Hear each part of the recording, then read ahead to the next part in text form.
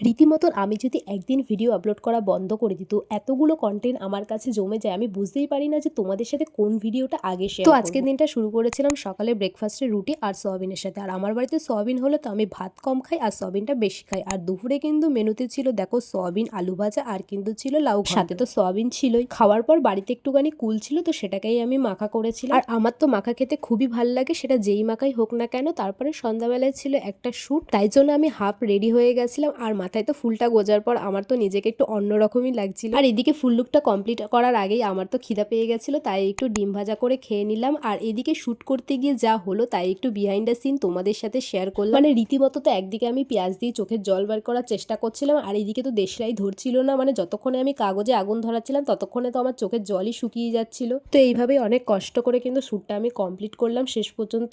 আর আজকে আমাকে এই লুকটা কেমন লাগছে অবশ্যই কিন্তু কমেন্ট করে বলতে ভুলো না। আর ভিডিওটা তো তোমাদেরকে আগেই শেয়ার করে দিয়েছি, তো যারা এখনো ভিডিওটা দেখোনি তাদেরকে আমি নিচে ট্যাগ করে দিচ্ছি, অবশ্যই তাড়াতাড়ি দেখে নিও। আর চ্যানেলটা কিন্তু সাবস্ক্রাইব করতে অবশ্যই ভুলো না।